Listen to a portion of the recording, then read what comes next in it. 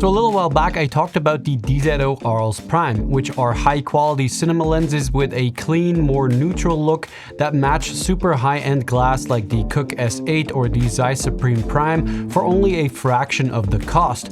Well, today we're taking a closer look at the artistic vintage brother of the Arles Prime, the DZO Arles Lustre. Now DZO sent these lenses out to me to use on a few projects, however I do not get to keep them, and DZO also has no input on anything I say in this video. So I shot a short portrait doc with the Arles Lustre and also another personal project, both on the Blackmagic Pixus 12K. And I gotta say that combo delivered some really stunning images. Now without getting into too much detail just yet, these lenses simply strike a perfect balance between high quality and a lot of vintage mood and character. So the Arles Lustre are kind of like a special edition version of those original DZO Arles Prime. The optics and the design of both series are exactly the same, so with the Lustre you are still getting that really solid build quality as with the Arles Prime. An obvious difference is of course the gold housing on these Lustre lenses, but what makes these special is the unique amber coating that they have, which is going to give you a very distinct look, especially in the flaring, which we'll take a look at in more detail a little bit later on. The Lustre lineup is available in two sets, Set A and Set B, which are then 10 focal lengths in total. The A set includes a 25, 35, 50, 75 and 100mm focal length, and these are all T1.6. Because of that special coating, you do lose about a third stop of light compared to the Arles Prime A set, which were all slightly faster at T1.4. Then there's also the B set, which has a 14mm, 21, 40, 135 and 180mm. The 14mm and the 135mm are a bit slower at T2.2, and on the primes those are T1.9 and T1.8, and the 180mm Lustre is a T2.8, whereas on the prime that is a T2.4. Also, the Arles Prime lineup has one additional focal length, an 18mm T1.4. The Arles Lustre have a 16-blade iris like the primes and a 95mm front diameter with an 86mm filter thread. Physically, these 10 lenses are all matched, so they have the same length, similar width, and of course focus and iris gears are all in the same position. The Arles Lustre also support what's called Vista Vision sensor coverage, so that means that the image circle is large enough to cover sensors that are even larger than full frame. So you can use these lenses on anything from Micro Four Thirds or APS-C cameras all the way up to large format sensors. Alright, now let's talk about the most obvious characteristic of the Lustre, and that are the flares. So like I said before, these lenses are coated with DZOFILM's proprietary amber halation layer, which is designed to introduce amber or golden flares and blooming around the highlights. And these lenses flare really easily, definitely a lot easier than the Arles Prime. And I think the heavy flaring on these Lustre are to be considered as a strong suit for these lenses. It's going to be something that you are specifically after when you're buying or renting these. I personally really love the flares. It's really what makes these lenses unique, and it's a huge part of what makes the character of the Lustre. However, if there are occasions where you really don't want it to flare or you need more control over those flares, you'll for sure need a matte box. Now the amber coating also does more than just create these golden flares. It creates an image with less contrast and subtle halation around the highlights. And when it comes to color, the Arles Lustre are anything but neutral, but that's very much the point.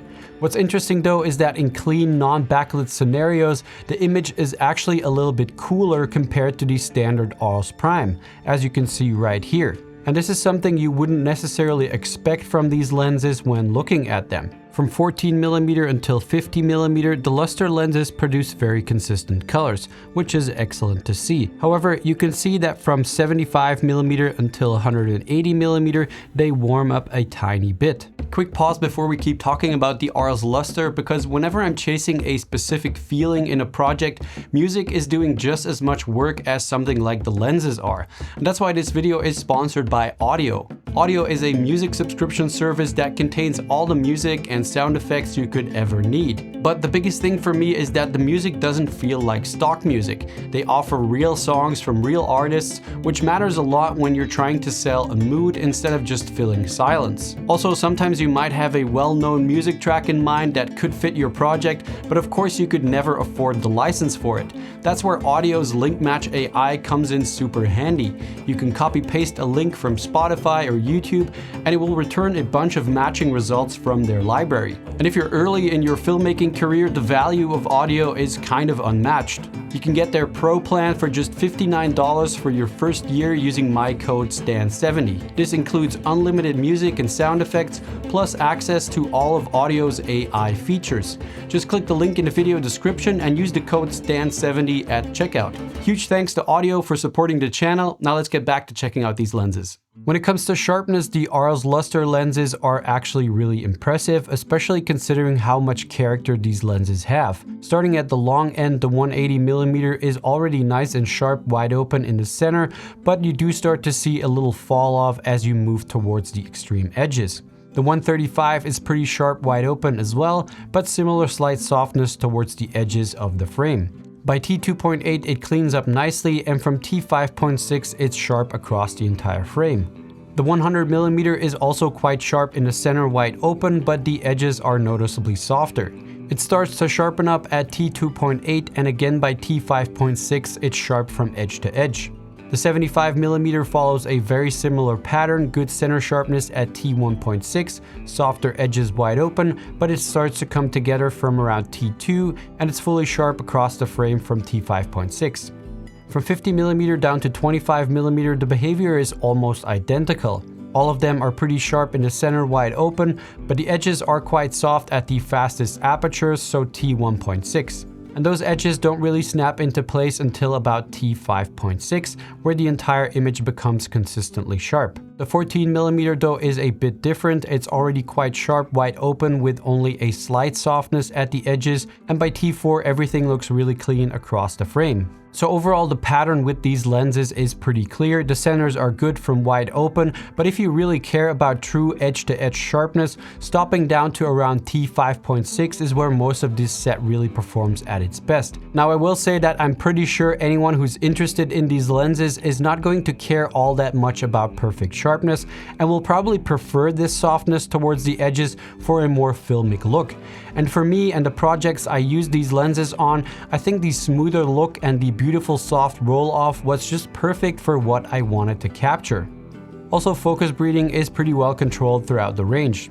Now they are by no means perfect. There is definitely a little bit of focus breathing going on all of these lenses, and you will notice it if you pay close attention to the edges of the frame. Especially on the wider focal lengths like the 14mm, you'll be able to catch it a bit easier. I would say that this is something that is really noticeable in these tests, but it's not something that bothered me on any of the footage I shot with these lenses. Alright, now let's look at some bokeh balls. Pretty much all of these 10 lenses produce some really clean bokeh balls with a few exceptions. They're nice and round in the center, and they warp a bit towards the edges, creating this lemon drop shape. This warping is something that you'll see more often with lenses designed to cover larger formats. A few things I did notice here: on the 180mm, the bokeh balls get cut off a little bit weirdly towards the edges, so it's not like a normal lemon shape, it's just kind of like this strange cutoff. Also, when zooming into the bokeh on the 21mm, you can see that they are not that clean.